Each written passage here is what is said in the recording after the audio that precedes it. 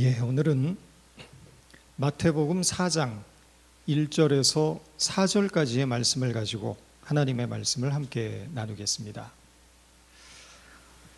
보이지 않는 하나님을 믿는 것은 쉽지 않은 일입니다.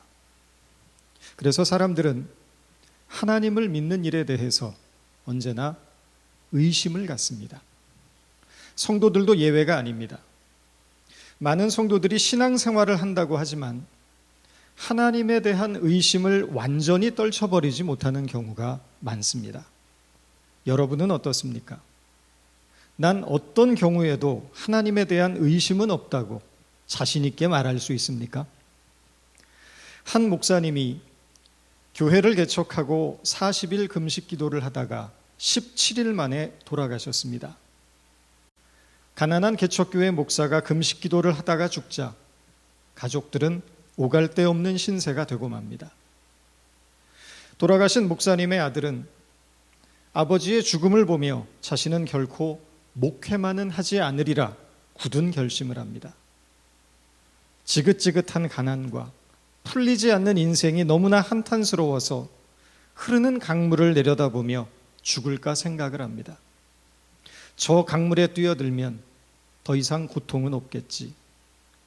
사는 게 너무나 힘드니까 모든 걸 다 포기하고 죽고 싶은 마음에 사로잡힙니다. 목사의 아들은 믿음에 대한 깊은 회의를 품습니다. 도대체 하나님은 믿음으로 살아왔던 우리 가정에 왜 이런 시련을 주시는가? 과연 하나님은 살아 계시긴 한 건가?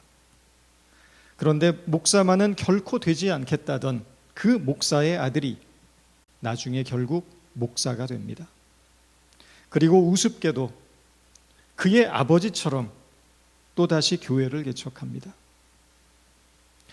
한국교회의 중요한 리더십을 발휘하고 있는 분당 우리교회 이찬수 목사님의 이야기입니다. 목사의 아들로 태어나서 믿음으로 살았던 그였지만 인생의 극심한 시련을 겪으면서 하나님의 사랑에 대한 깊은 회의와 의심을 품었던 것입니다. 아무리 믿음이 좋은 사람이라 할지라도 때로는 이해할 수 없는 하나님에 대해서 의심을 갖게 될 때가 있습니다. 만약 이 의심이 사라지면 하나님을 더욱 잘 믿을 수 있을 것이라고 생각합니다. 사람들이 하나님에 대해 갖는 의심은 크게 세 가지로 정리할 수 있습니다. 첫째, 하나님은 공평하신가? 라는 문제입니다. 나는 열심히 살고 착하게 살고 성실하게 살고 믿음으로 살았는데 하는 일마다 안 되고 실패를 합니다. 그런데 어떤 사람은 남을 속이고 요행을 부리고 믿음도 없이 사는데 하는 일마다 잘 풀립니다. 악인의 형통과 의인의 고난 앞에서 뭔가 억울하고 불공평하다는 생각을 하게 됩니다. 둘째, 하나님은 왜 침묵하시는가라는 문제입니다. 인생의 고통스러운 상황을 겪으면서 정말 간절하게 기도했는데 아무런 응답이 없습니다. 때로는 이것이야말로 주님의 뜻이고 주님의 인도하심이라고 믿고 나아갔는데 그 선택이 절망과 실패를 안겨줍니다. 실패가 반복되고 거듭되는데 그 어디에서도 하나님의 손길이 느껴지지 않습니다. 하나님은 우리의 부르짖음에 아무런 응답도 하지 않으시는 것 같습니다. 세 번째, 하나님은 왜 숨어 계시는가라는 문제입니다. 하나님은 어떤 방식으로든 자신의 살아있다는 사실을 우리에게 보여주셔야 한다는 것입니다. 존재 자체가 분명하지 않는 하나님과 어떻게 관계를 맺을 수 있겠는가라는 것입니다. 하나님이 정말 살아있다면 어떤 식으로든 자신의 실체를 드러내고 증명해야 한다는 것입니다. 하다못해 무당이 섬기는 잡신들도 귀신을 쫓아내고 날카로운 작두 위에서 피 한 방울 흘리지 않고 춤을 추면서 자신의 능력과 존재감을 드러내는데 하나님은 왜 자신을 드러내지 않느냐는 것입니다. 사람들이 분명하게 하나님의 존재를 눈으로 보고 귀로 듣고 몸으로 체험할 수 있도록 하나님도 자신을 드러내야 한다는 것입니다. 하나님의 공평성, 하나님의 침묵, 하나님의 숨바꼭질, 이 세 가지 질문은 모든 사람들이 하나님에 대해 보편적으로 갖는 질문이기도 하지만 동시에 우리 성도들이 인생을 살아가면서 하나님에게 던지는 질문이기도 합니다. 하나님은 왜 나에게 공평하게 행하지 않으시고, 하나님은 왜 나의 부르짖음에 침묵하시며 왜 나에게서 숨어 계시는가라는 것입니다.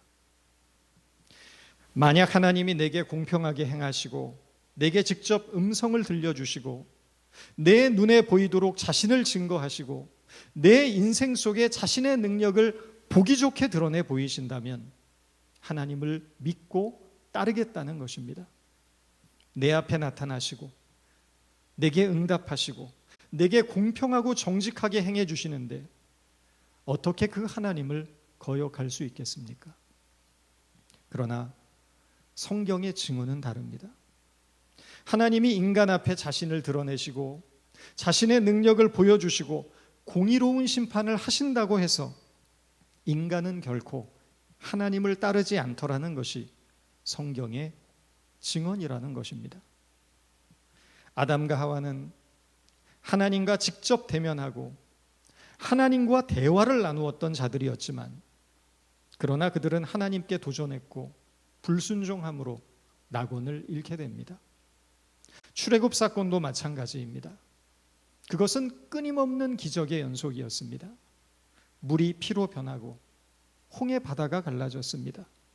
불기둥과 구름기둥으로 인도해 주셨고 만나와 메추라기로 먹여주셨습니다.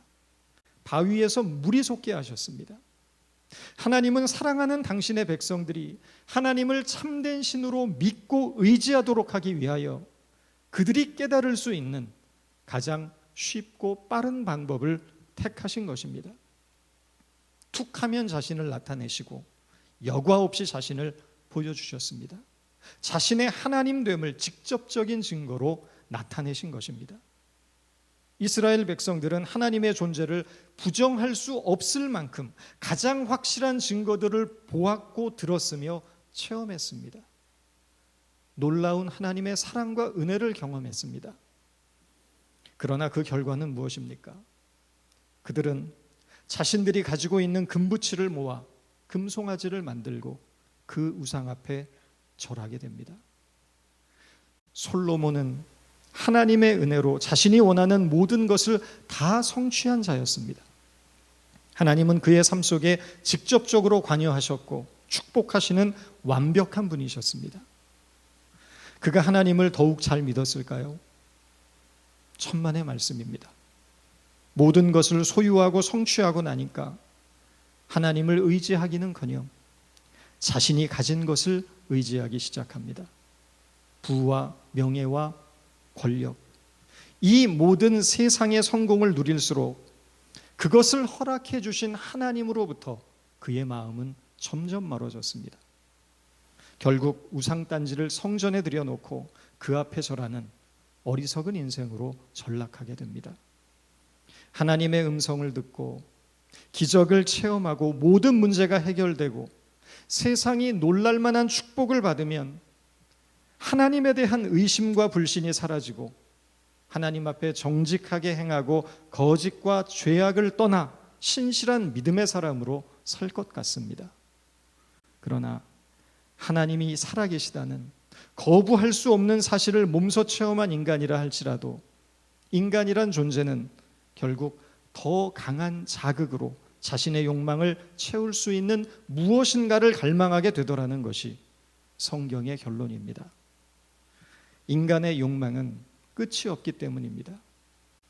밑빠진 독에 물을 붓는 것처럼 채워도 채워지지 않는 것이 욕망의 속성입니다. 본문에 보면 마귀가 예수님을 시험했습니다. 40일을 굶주린 예수님에게 돌을 떡이 되게 하라고 유혹합니다. 얼마나 배가 고프고 힘드셨겠습니까? 마귀가 유혹하기 전에 스스로 돌을 떡으로 만들어 먹고 싶은 심정이셨을 수도 있을 것 같습니다. 오래전 금식기도원에서 작정을 하고 며칠간 금식기도를 할 때였습니다. 하루는 엄마를 따라온 어린 꼬마가 초코파이를 먹는 모습을 우연히 목격하게 됐습니다. 그 이후부터 기도하려고 눈만 감으면 초코파이가 눈에 아른거립니다. 도저히 기도가 되지 않습니다. 하늘을 봐도 초코파이가 구름처럼 떠다니고 예배당 한가운데 달린 동그란 조명도 초코파이처럼 보입니다. 사람의 얼굴도 다 초코파이로 보입니다. 온몸에 힘이 다 빠지고 초코파이를 먹지 않으면 곧 죽을 것 같습니다.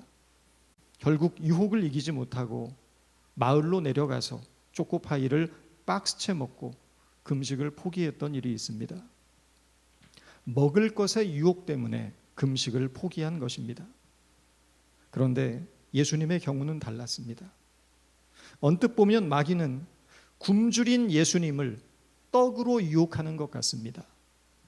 그러나 자세히 들여다보면 유혹의 핵심은 떡이 아니었습니다. 고작 떡 때문에 마음이 흔들렸다면 그분이 정말 예수님이시겠습니까? 내가 만일 하나님의 아들이거든, 하나님의 아들이라는 예수님의 정체성을 흔들고 있는 것입니다. 내가 만약 하나님의 아들이 맞다면 세상이 놀랄 만한 기적, 눈으로 보아도 믿기 힘든 기적을 일으켜 보라는 것입니다. 바로 이것이 오늘 우리 성도들이 믿음의 길을 걸으면서 부딪히게 되는 중대하고 심각한 도전입니다. 마귀만 예수님의 정체성을 흔들고 있는 것이 아닙니다. 오늘 우리 성도들도 예수님을 향해 만일 당신이 하나님의 아들이 맞다면 이 돌을 떡으로 만들어 보라는 그런 식의 주문을 하고 있다는 것입니다. 당신이 정말 하나님이라면 문제로 온통 가득한 내 삶에 기적을 한번 일으켜 보십시오. 당신이 정말 하나님의 아들이 맞다면 내가 믿을 만한 뭔가를 보여주시고 증명해 보십시오. 당신이 정말 하나님이라면 성경에서 말하는 능력 하나쯤은 나도 경험하게 해보십시오. 그래서 당신에 대한 끊임없는 의심과 불신을 종식시켜 달라고 요구합니다. 저희 어머니는 누구보다 기도를 많이 하시는 분인데 일명 땡깡 기도를 많이 하십니다. 요구를 들어줄 때까지 보채고 떼쓰는 기도입니다. 하나님, 내가 하나님의 자녀인데 이렇게 가난하게 살면 되겠습니까? 이렇게 병들어서 살면 되겠습니까? 물질도 주시고 건강도 주십시오. 안 주시려면 차라리 저를 데려가십시오. 물론 이 기도가 틀린 기도는 아닙니다. 우리는 자녀의 권리를 가지고 그 어떤 기도라도 하나님께 드릴 수 있습니다. 그러나 이 기도에는 믿음에 대한 왜곡된 이해가 들어가 있습니다. 그것은 하나님을 믿기 때문에 잘 먹고 잘 입고 건강하게 살아야 한다는 것입니다. 하나님을 믿기 때문에 세상이 부러워할 만한 성공적인 인생을 살아야 한다는 것입니다. 이것이 물론 나쁜 것은 아닙니다. 믿는 사람이 잘 사는 것이, 성공하는 것이 왜 잘못된 일이겠습니까? 그러나 분명한 것은 예수님은 결코 믿음이 있으면 잘 먹고 잘 입고 잘 산다고 가르치신 적은 없다는 것입니다. 하나님을 믿기 때문에 고통을 겪지 않아야 하고 믿음이 있기 때문에 세상에서 성공할 수 있다고 가르치시지 않았습니다. 오히려 성경은 믿음이 있기 때문에 고통과 시련을 만나도 그것을 견딜 수 있고, 믿음이 있기 때문에 고난 속에서도 낙심하지 않으며, 믿음이 있기 때문에 없는 가운데서도 감사할 수 있고, 믿음이 있기 때문에 역경 속에서도 꿈과 희망을 잃지 않고 소망으로 살아갈 수 있음을 가르칩니다. 그러나 마귀는 끊임없이 우리에게 속삭입니다. 내가 정말 하나님의 자녀라면 너의 인생이 이렇게까지 꼬일 수가 없다. 내가 정말 하나님을 잘 믿었다면 이런 문제 앞에, 이런 환경과 조건 속에 하나님이 너를 놓아두셨을 리 없다. 우리를 향한 하나님의 사랑과 은혜를 의심하게 만듭니다. 그리고 우리에게 더 나은 환경, 더 나은 조건을 갖게 해달라고 하나님께 요구할 것을 부추깁니다. 우리의 문제를 해결해 주지 못하는 하나님은 하나님일 리 없다고 속삭입니다. 하나님의 자녀된 성도의 정체성을 흔들어 놓고 있는 것입니다. 사실 눈에 보이는 환경을 바라보고 우리 앞에 놓여 있는 현실의 문제를 바라보면 하나님의 사랑을 의심하고 불신하게 될 수밖에 없습니다. 하나님을 원망하고 불평할 수밖에 없습니다. 하나님, 당신께 실망했습니다 라고 외칠 수밖에 없습니다. 내가 만일 하나님의 아들이라면 이 돌로 떡을 만들라는 마귀의 유혹은 어쩌면 오늘 우리가 하나님께 드리는 기도의 수준과도 맞아 떨어질 수 있다는 것입니다. 하나님의 능력을 통해 현실적으로 우리에게 이익이 되는 무엇인가를 얻고자 하는 우리의 기도 말입니다. 언제나 하나님의 능력만을 추구하는 우리 믿음의 수준을 적나라하게 드러내 보이는 것일지도 모릅니다. 그러나 믿음은 능력이 아니라 하나님과의 관계입니다. 믿음은 능력이 아니라 하나님 앞에서의 태도입니다. 단순히 하나님을 알고 하나님을 사랑하고 신뢰하는 것이 믿음이고, 하나님 앞에서 겸손하고 정직한 마음으로 자신을 낮추는 것이 믿음이며, 나의 욕심을 꺾고 하나님의 뜻을 받드는 것이 믿음입니다. 내가 믿었으니 하나님이 나에게 무엇을 해주시려나? 내가 믿었는데 왜 믿음의 효력이 발생하지 않는 거지? 자신의 부족한 열심을 탓하면서 이런 방법 저런 방법, 또 다른 방법, 더 지독한 방법, 더 열심인 방법, 더 극단적인 방법을 자꾸 사용합니다. 옆에서 부추기는 사람들도 있습니다. 당신이 기도가 부족해서 그래요. 헌신이 부족해서 그래요. 하나님의 능력을 움직이기 위해 이런저런 방법들이 다 동원이 됩니다. 종종 어떤 사람들의 간증을 들으면 자기 자랑과 경쟁으로 가득 차 있습니다. 이렇게 해봐. 난 이렇게 했더니 되던데. 어떤 세일즈맨들이 무용담하는 것을 듣는 것 같은 느낌을 받습니다. 자신의 열심과 노력이 어떻게 하나님을 움직였는지 자랑합니다. 그러나 그것은 믿음을 왜곡하는 일입니다. 믿음의 정수는 하나님을 닮는 것입니다. 하나님의 자녀라는 이름에 합당하게 살아가는 것입니다. 믿음의 능력이라는 것은 하나님의 신통력을 이끌어내어서 우리 인생의 어떤 문제를 해결해내는 것이 아닙니다. 시련 속에서도 인내하는 것이 믿음의 능력이고, 절망 속에서도 감사하는 것이 믿음의 능력이며, 실패 속에서도 소망을 잃지 않은 것이 믿음의 능력입니다. 돌로 떡을 만드는 것은 하나님의 방법이 아닙니다. 떡은 곡식으로 만드는 것입니다. 돌로 떡을 만들기 위해서는 굴러다니는 돌덩이를 잘 다듬고 깎아서 건축자재로 팔아서 그 돈을 가지고 떡을 사 먹으면 됩니다. 돌로 떡을 만들기 위한 인간의 고민과 수고와 노력이 필요하고 시간과 인내가 필요하다는 것입니다. 인간의 수고와 노력이 뒤따르지 않는 기적은 하나님의 방법이 아닙니다. 그것은 요행을 바라는 얄팍한 인간의 욕망에 불과합니다. 참된 믿음은 정직한 땀의 대가를 기대하는 일입니다. 우리의 수고와 노력 위에 부으시는 하나님의 은총을 바라는 일입니다. 내가 하나님의 아들이어든 돌로 떡을 만들라는 마귀의 유혹은 예수님의 공생의 초기에 일어났던 사건입니다. 그런데 놀라운 것은 공생의 마지막 사건인 십자가 위에서도 예수님이 동일한 유혹을 받으셨다는 사실입니다. 마태복음 27장 39절입니다. 지나가던 자들은 자기 머리를 흔들며 예수를 모욕하여 이르되 성전을 헐고 사흘에 짓는 자여, 내가 만일 하나님의 아들이거든 자기를 구원하고 십자가에서 내려오라. 무엇을 말하는 것입니까? 예수님도 모든 생애에 걸쳐 끊임없는 마귀의 유혹과 도전을 받으셨다는 말입니다. 죽는 바로 그 순간까지도 마귀는 예수님의 정체성을 흔드는 시험을 하고 있습니다. 믿음의 완성은 없습니다.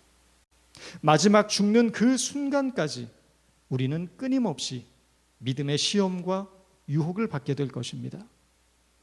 이 강력한 도전 앞에서 우리의 믿음을 지킬 수 있는 비결은 늘 믿음 안에 깨어 주님 앞에 겸손히 머리를 숙이고 주님의 도우심을 구하는 일일 것입니다.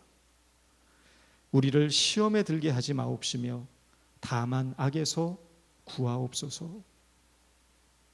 이 간절한 기도 속에서 믿음의 시험에서 승리함으로 더 성숙한 믿음의 사람으로 만들어져 나가는 저와 여러분 모두가 되기를 주님의 이름으로 축원드립니다. 기도하겠습니다. 하나님, 우리의 믿음이 언제나 하나님의 능력만을 구했던 것은 아닌지 반성하고 회개합니다.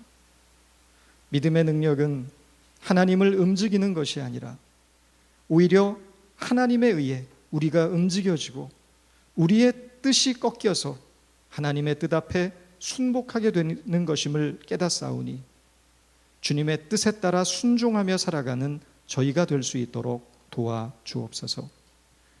살아가는 일이 그 어느 때보다 어렵습니다. 시련 속에서 인내하는 믿음의 사람이 되게 하시고 절망 속에서 감사하는 믿음의 사람이 되게 하시며 어떤 처지와 형편 속에서도 소망을 잃지 않는 믿음의 사람으로 살아가도록 연약한 저희를 붙들어 주옵소서. 돌로 떡을 만들려는 어리석음이 아니라 오직 하나님의 말씀으로 살려는 믿음의 길을 걸어가는 하나님의 백성이 되게 하여 주옵소서. 예수님의 이름으로 기도드립니다.